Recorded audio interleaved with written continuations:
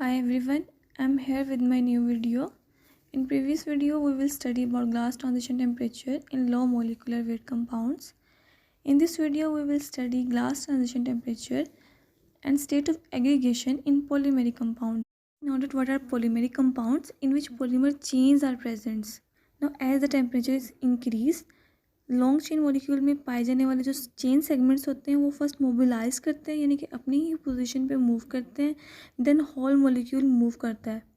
Long chain molecule में कुछ segments में फ्रीडम ऑफ मूवमेंट होती है, यानी कि वो इजीली मूव करते हैं, बट कुछ सेगमेंट्स में फ्रीडम ऑफ मूवमेंट नहीं होती.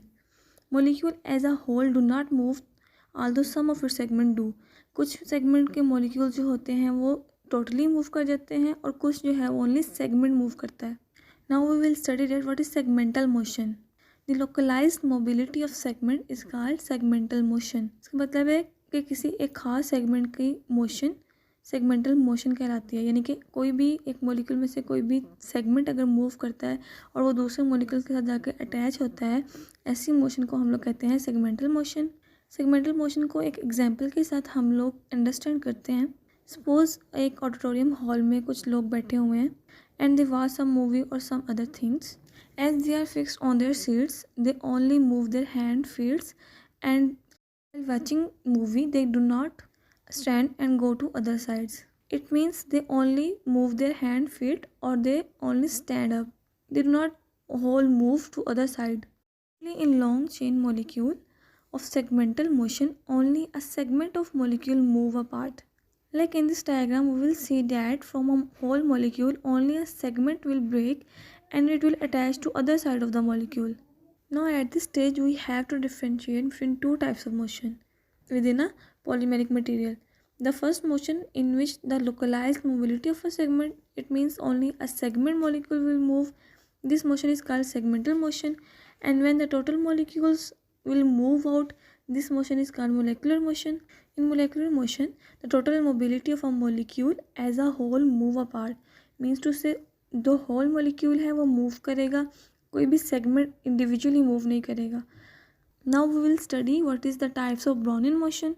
There are two types of Brownian motion. The internal और micro Brownian movement जो कि segmental motion को describe करता है, and the external और macro Brownian movement जो कि molecular motion को describe करता है. Now if we provide a higher temperature to this polymeric material, firstly the internal Brownian movement will be activated. इसका मतलब ये है कि पहले सिर्फ सेगमेंट की मोशन स्टार्ट होगी, जो सेगमेंट या मॉलिक्यूल हैं वो अपनी पोजीशन पे वाइब्रेट करेंगे बट टोटली मूव नहीं करेंगे. फिर जैसे जैसे टेम्परेचर इंक्रीज़ होगा, मॉलिक्यूल की काइनेटिक एनर्जी इंक्रीज़ होगी और मॉलिक्यूल में एक्सटर्नल और मैक्रो ब्राउनियन मूवमेंट स्टार्ट हो जाएगी, जिसको हम लोग मॉलिक्यूलर मोशन भी कहते हैं. Now at this high temperature जब बोथ ब्राउनियन मूवमेंट्स एक्टिवेट हो जाएंगी, मीन्स टू से internal external Brownian movement activate हो गई हैं, देन एक चेन जो है वो मूव करना स्टार्ट कर देगी and it will like flow of material like liquid and there is no stress transfer. Now we will compare this state with the liquid state of low molecular substances. But difference क्या है कि polymeric substances का molecular size ज़्यादा होने की वजह से जो liquid formation at high temperature पे होती है वो लिक्विड जो है वो विस्कस होता है. But in low molecular weight compound में जो लिक्विड बनता है वो विस्कस नहीं होता बल्कि ग्लासी मटेरियल होता है. तो इस टेम्परेचर स्केल की एक साइड पे वो मॉलिक्यूल्स होंगे जो कि एक्ट लाइक सॉलिड स्टेट पे होंगे, लेकिन उनमें लिक्विड होगा. मतलब ये है कि मॉलिक्यूल्स जिनमें सेगमेंटल मोबिलिटी होती है अपनी ही पोजीशन पे वाइब्रेट करते हैं, वो मूव अपार्ट नहीं करते, तो उनमें लिटिल मूवमेंट की वजह से वो एज अ लिक्विड बिहेव करते हैं, बट अपेरेंटली वो इन सॉलिड स्टेट में होते हैं. ना ऐसे मॉलिक्यूल जो कि अपेरेंटली तो सॉलिड होते हैं बट उनमें little movement of liquid state पाई जाती है, ऐसी मूवमेंट में ब्राउनियन मूवमेंट जो है फ्रोजन हो जाती है. लाइक हमें विजिबल होता है कि जैसे मॉलिक्यूल मूव अपार्ट नहीं कर रहा बल्कि वो अपनी फिक्स पोजीशन पे स्टेट है, फ्रोज है. But at the other side of temperature scale we have liquid state where two Brownian movements are activated.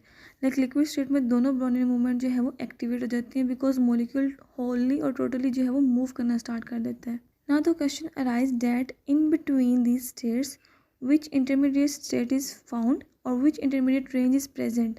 Like at one end of the temperature scale there is frozen movement and at the other side there is activated movement. Now in between this range what happens? Now in polymers This intermediate state occur when localized mobility is activated.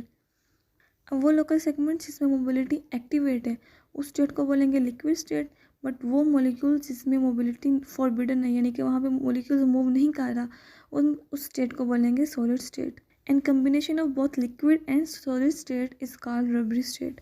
ना इस रबरी state में हमें polymeric chain कैसी मिलेगी कि हमें नज़र आएगा कि वो लिक्विड है बट उसके ऊपर सॉलिड जो है वो अपनी फिक्स पोजीशन पे हैं. लाइक अगर हम लोग आइस को थोड़ा सा मेल्ट करें तो उसमें सम अमाउंट ऑफ लिक्विड पाए जाते हैं और some amount of frozen state पाई जाती है ना. अगर हम स्ट्रेस अप्लाई करें या इनको हाई टेम्परेचर प्रोवाइड करें तो ये स्टेट्स जो हैं वो एक विस्कस फ्लूइड में चेंज हो जाती हैं. विस्कस फ्लूइड कहेंगे या इसको इलास्टिक सॉलिड कहेंगे.